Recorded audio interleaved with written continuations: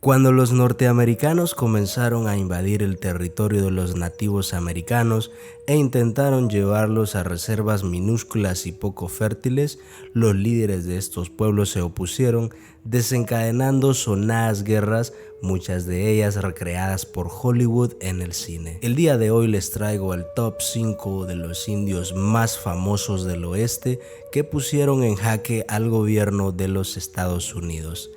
Esto es 5 indios más famosos del oeste.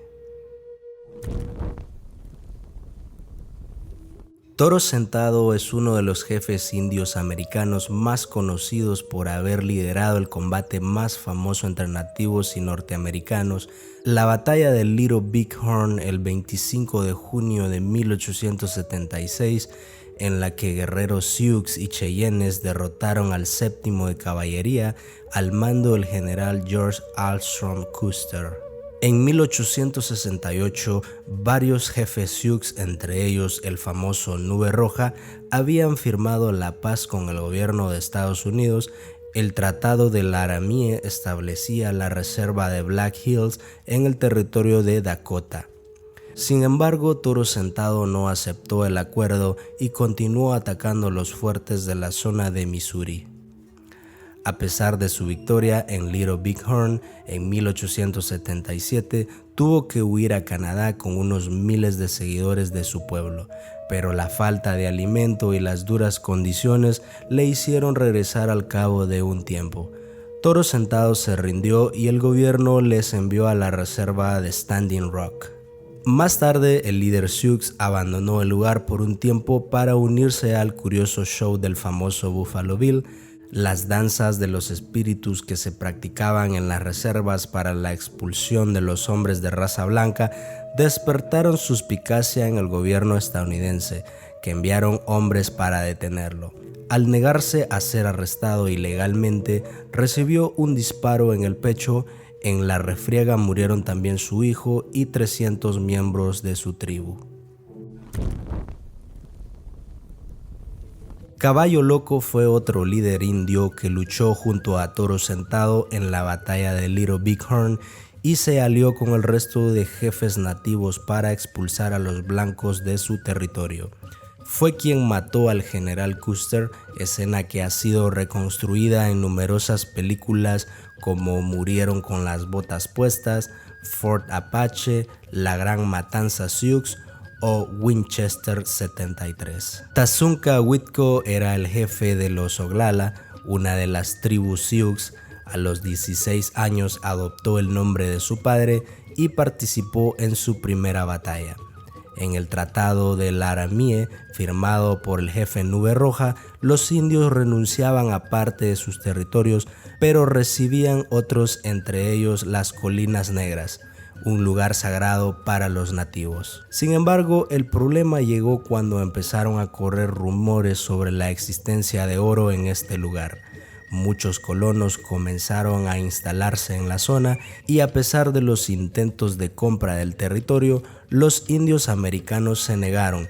Caballo Loco, al igual que el jefe Toro Sentado, se negó al acuerdo de Laramie y declaró la guerra a los estadounidenses.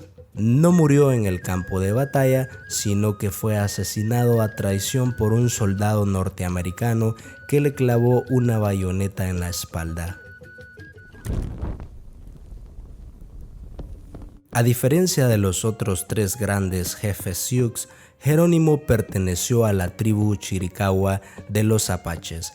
Había nacido en Arizpe, en el estado de Sonora, México, y fue una pesadilla tanto para el gobierno mexicano como para el estadounidense. De hecho, al comienzo luchó para vengar el asesinato de su mujer y su hija a mano de los mexicanos. Es uno de los indios nativos americanos más controvertidos, ya que muchos apuntan a que más que defender a los pieles rojas de la opresión de los blancos, era un saqueador y violento. En cualquier caso, llevó a cabo varios asaltos para liberar a los apaches de las reservas. Entre ataque y ataque, Jerónimo y los suyos solían refugiarse en Sierra Madre, en el estado mexicano. Tras un periodo de resistencia, Jerónimo se rindió y fue trasladado hasta una reserva en Oklahoma, donde vivió tranquilo hasta los 79 años. Nube Roja fue un respetado jefe indio de los Sioux y el único que ganó una guerra a los Estados Unidos de América, la llamada Guerra de Nube Roja, que tuvo lugar entre 1866 y 1868. Los Sioux, junto a los Cheyennes, derrotaron al ejército norteamericano y el gobierno se vio obligado a firmar el Tratado de Laramie, por el que cedían los fuertes que habían construido en la ruta de Bozeman, que cruzaba el territorio Lakota de esta nación amerindia, y les otorgaba territorios propios y autónomos. Aunque los estadounidenses incumplieron su palabra, el jefe indio americano Nube Roja no participó en la Gran Guerra Sioux posterior, liderada por Toro Sentado y por Caballo Loco. A pesar de la tan sonada batalla de Little Big Horn, desde entonces los nativos perdieron lo poco que tenían y el hambre hizo que poco a poco las tribus se fueran rindiendo. Primero fueron los Cheyennes y más tarde los líderes Caballo Loco y Toro Sentado. Los Sioux quedaron reducidos a ridículos espacios dispersos y poco fértiles, lo que les convirtió en dependientes de las ayudas gubernamentales. A diferencia de otros líderes, murió de viejo y siempre intentó sin éxito negociar para que su pueblo tuviera una situación mejor.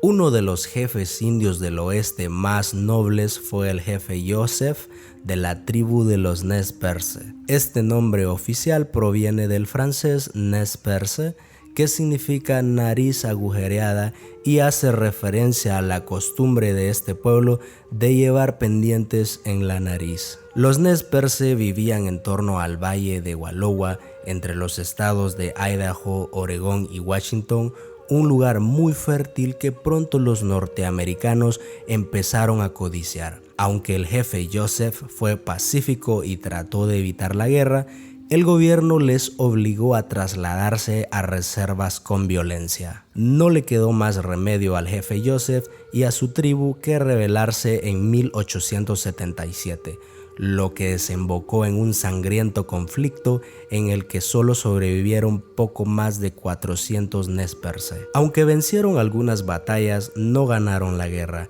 Entonces fueron llevados a una reserva donde muchos murieron de hambre y sed.